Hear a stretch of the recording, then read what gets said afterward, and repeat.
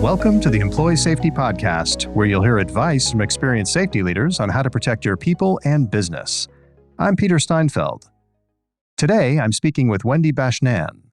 Wendy has worked in government security at the U.S. Department of State, NATO, and the Diplomatic Security Service, as well as in the private sector as Chief Security Officer at Nielsen.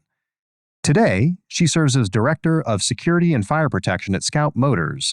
And in this episode, Wendy unpacks insights from her career and how to build security into the DNA of your organization. Let's listen in.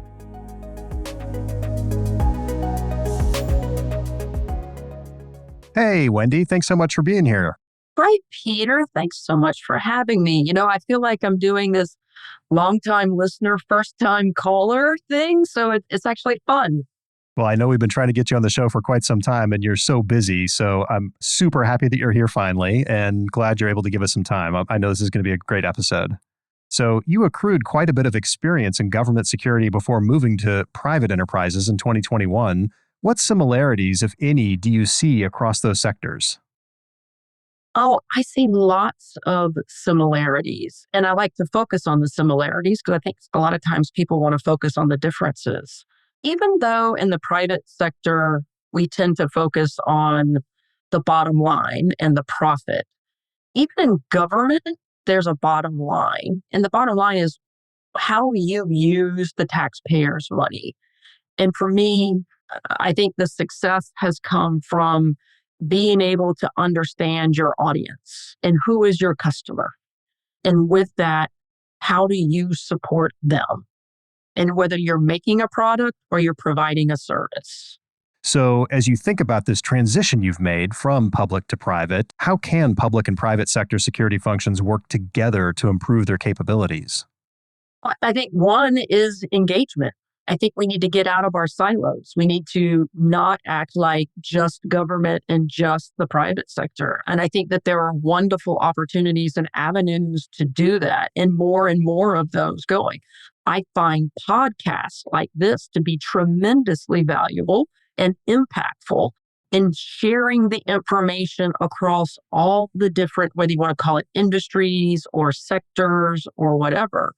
We're sharing our experiences to then create a narrative of best case or best practice. And I think that's a tremendous value that anyone in an organization, and it doesn't matter whether you're in security or you're in EHS or you're in HR, it's going to be valuable to you. And who are the top people you should reach out to if you're in the private sector and you're thinking about the folks you'd want to talk to in the public sector? Who would you reach out to? I'll tell you, if I was going into this for the first time, I would start with what I call the big three. And the big three are as is, OSAC, and DSAC. Engage with like-minded people who are going through the same similar situations or challenges that you have and sharing experiences. And I was reading an article recently that was talking about the importance of private and public partnerships.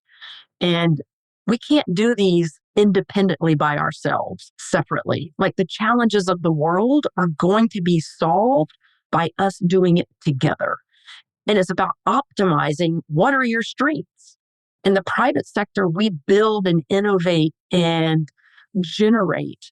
And in government, they bring in an expertise and a wide range of environments that in a private sector, you may not have exposure to, and even be able to afford that type of exposure. But you don't have to, because through the engagement of these organizations, you can get the benefit of that exposure and that information and then use it to your value.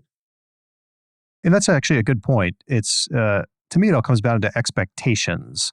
If you're in the private sector, what can you expect of these public entities to provide from a support perspective? They're not just you can't just toss them the hot potato and say, here's my trouble, solve it for me.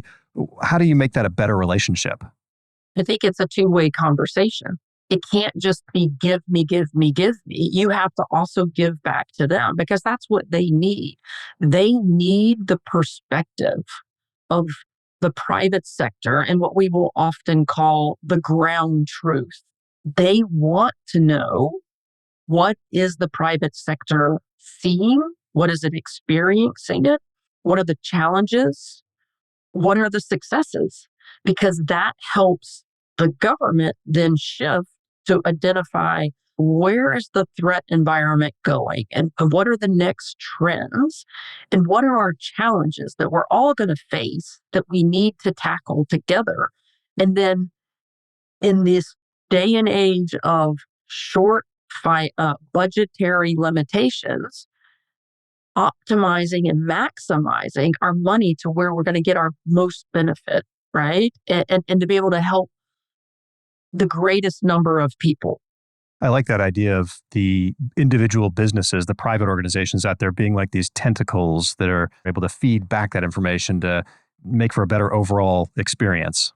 And it's a holistic view then too, because everyone who experiences something has a different perspective. And when you bring all those perspectives together, that's the diversity of it, right? Then you get a more holistic picture and you don't get into this tunnel vision or siloed information sharing that misses things, doesn't connect all the dots, or tentacles, as you were calling them. It's how to use those. Well, a lot of organizations view their security teams as cost centers. And I don't think that's a good thing. It's like guns, gates, and guards. It's a necessary expense. But if the security organization can show they can provide additional value to the business beyond just that, it suddenly creates a whole new dynamic. And it makes organizations want to invest in it. So how can private organizations tap into their security functions to improve their overall business? I think the first step needs to be a purposeful or intentional engagement of understanding both sides. And again, it's not just about the business understanding what security does, because I think sometimes that's what we gravitate first to doing. But I think it's, for me, even more important that security professionals, and myself included, engage with the business. Like, they're busy too, right? They're not going to have time to come to me. I need to go to them. I need to go to them on their playing field. And I need to ask questions and then listen. I don't need to try to sell them something. I don't need to try to sell them the importance of this. What I need to do is hear what their intentions are. What are their goals? What are their objectives? What do they see as the challenges? And then I need, in that listening process, to think about how can I make that, I don't want to say easier, but how can I help them solve that challenge? Or how can I help them achieve that objective? And then it's about articulating that with them and getting that buy-in. And it's not just talking to them one time. This may take months or years to build that trust and that relationship to where they are willing. But I promise you, and I've seen it happen, when you do that, they will come to you.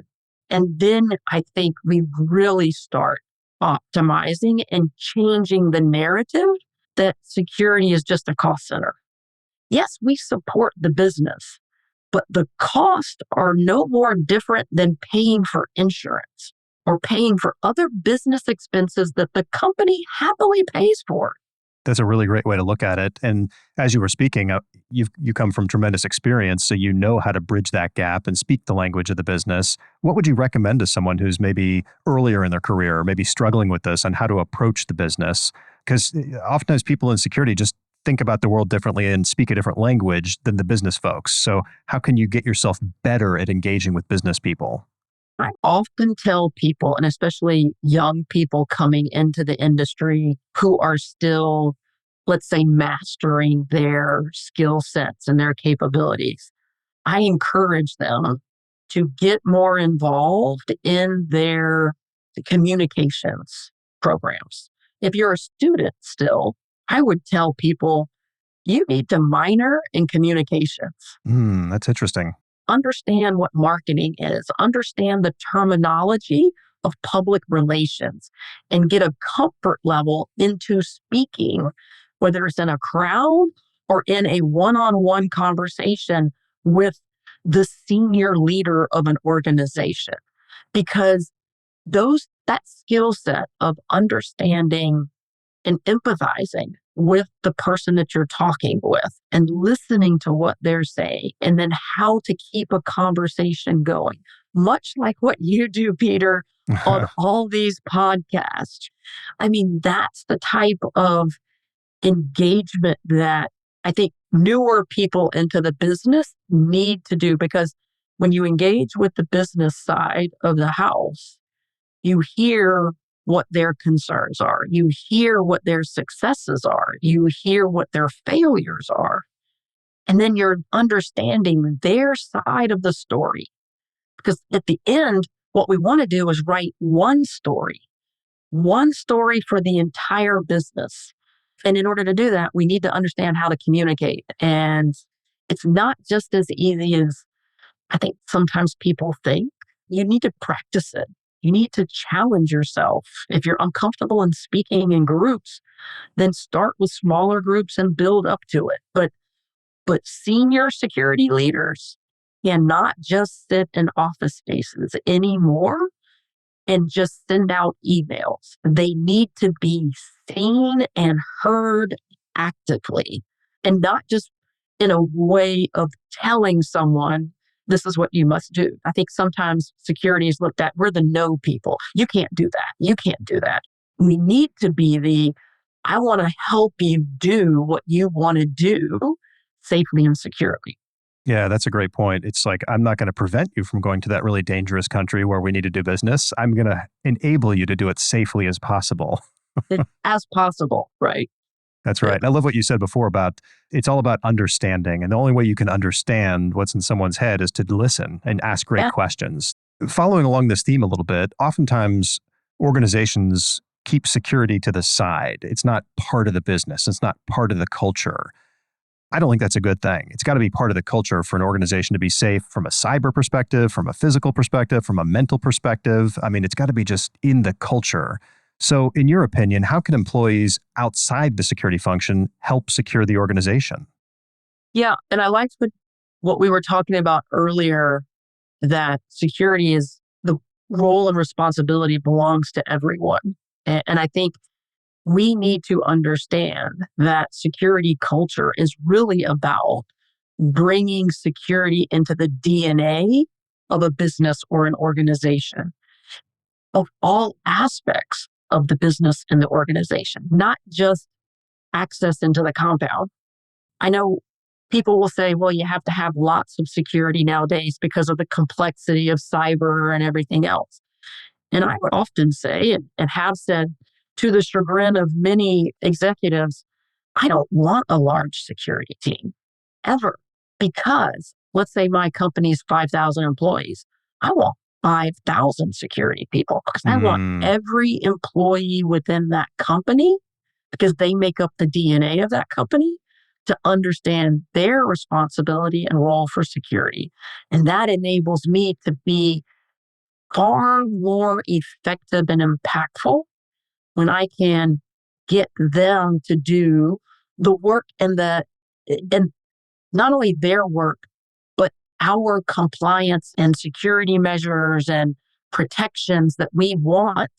When we get them to do it, then we don't need to hire guards and gates and guns. And don't get me wrong, we're not going to get rid of a lot of those things, but we don't have to create these boxes on pieces of land where no one can come in and out of.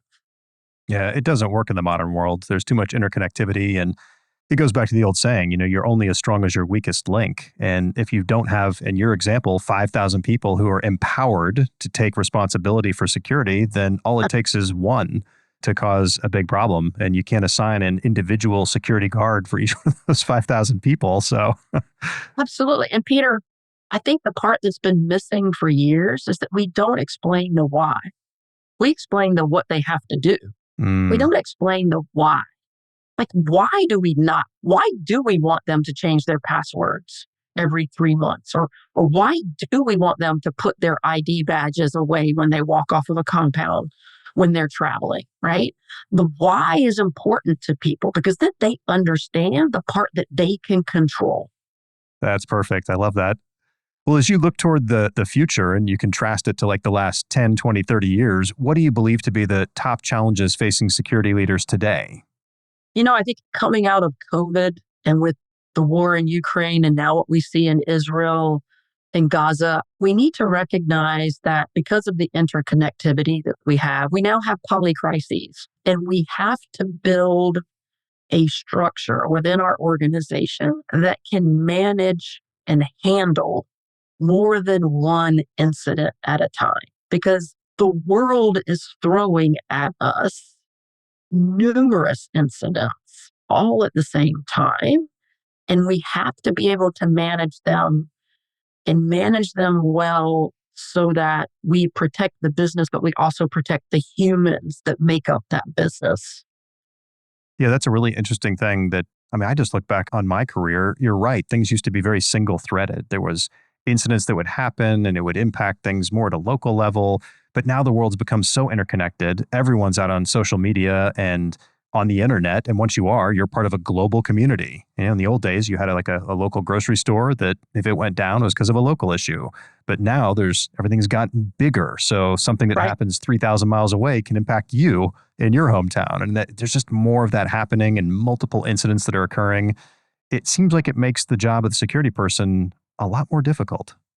I think it's become more complex, but it's interesting and it's exciting because it opens avenues for people going into this industry to really carve out unique, let's call them superpowers, that they can then bring to a business or an organization to really help those institutions grow.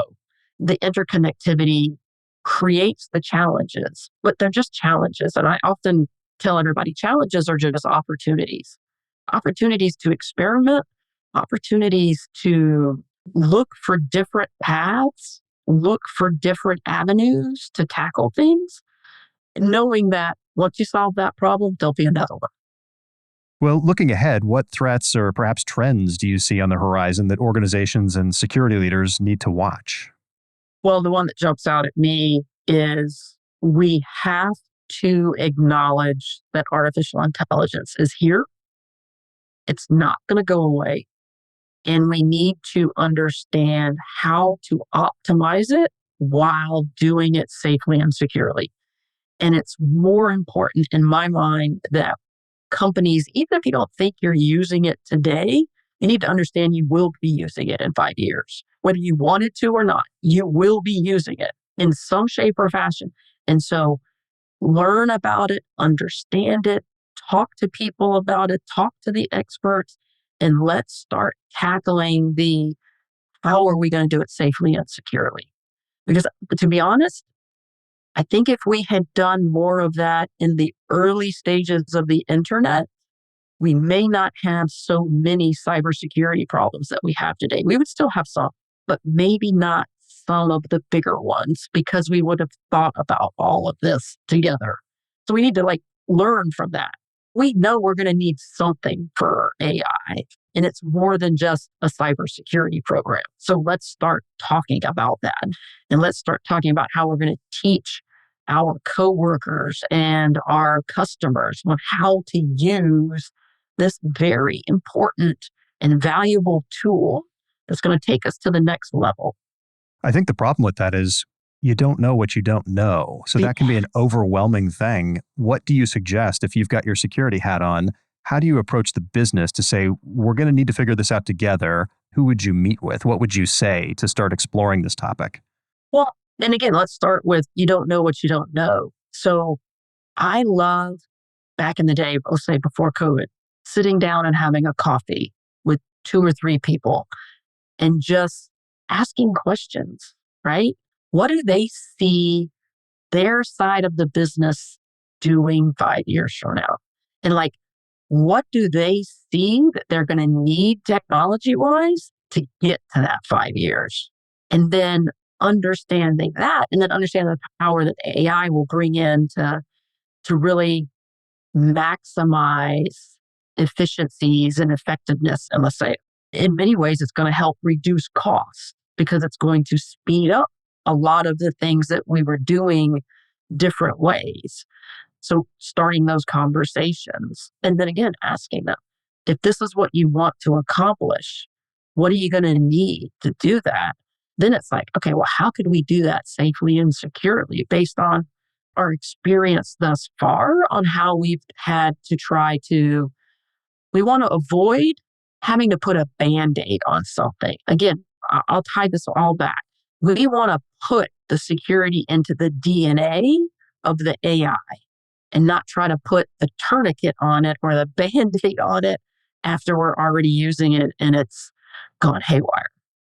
Yeah, an ounce of prevention is worth a pound of cure. Absolutely. Absolutely. And again, I would say we need to get out there and network. And I think this is the power of the internet. It's the power of podcasts. It's the power of organizations like OSAC and DSAC and As Is and many others that are out there to do that.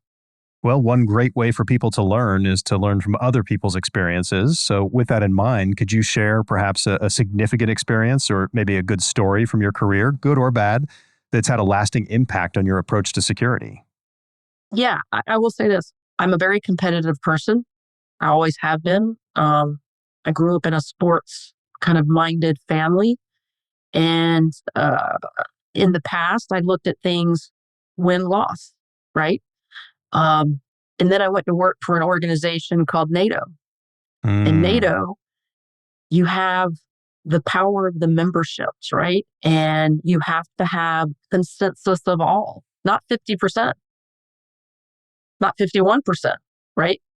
And it was that experience of how to listen and learn and navigate through all the different individual desires to then be able to articulate back and start selling, right? Well, I heard you and I hear this. Would you agree with that, right? To then tie it all together.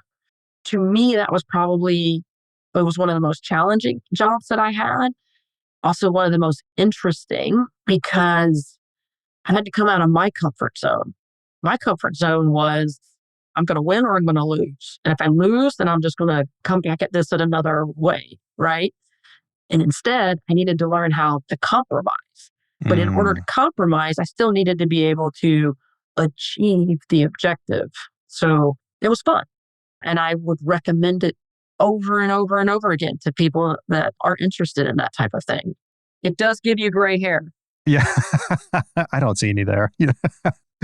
But it comes back to what we were talking about before, where it's how do you compromise safely? Well, before we wrap up here, do you have any tips for those who are making the transition from public to private? I always like to cover that because it can be a difficult chasm to cross. Yeah, I've said this to many friends and colleagues who are making a transition. First and foremost, understand that it's not about having one resume. You need to understand that every job has its nuances and has its skills that need to be addressed when you apply to it. So you need to think about having multiple resumes and resumes that fit the type of job that you're applying for. And when I say that, I mean literally look at the verbiage that they use in the job description, because that's your first indication of how the company talks or how the organization talks. And you need to talk back to them the same way, because, oh, by the way, they have these algorithms that wash you out if you use a different terminology. So first and foremost, go into the transition planning process, understanding that you need more than one resume and more than one cover letter. That's great advice. All right. Well, I know we could talk for hours. You've got so much experience, but thank you so much for being on the show today. I learned a ton, and I'm glad our schedules finally aligned and we could get you on here.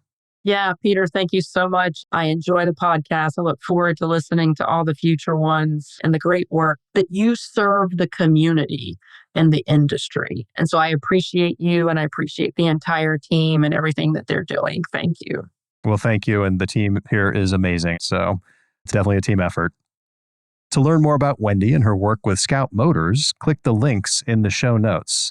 And tune in next week for more expert advice to help you protect your business and people. Remember to subscribe, rate, and review the show wherever you get your podcasts. Have a safe week, everyone. Thank you for listening to the Employee Safety Podcast from Alert Media, the industry's most intuitive emergency communication and threat intelligence solution. To learn more about how to protect your people and business during critical events, visit alertmedia.com. Until next time.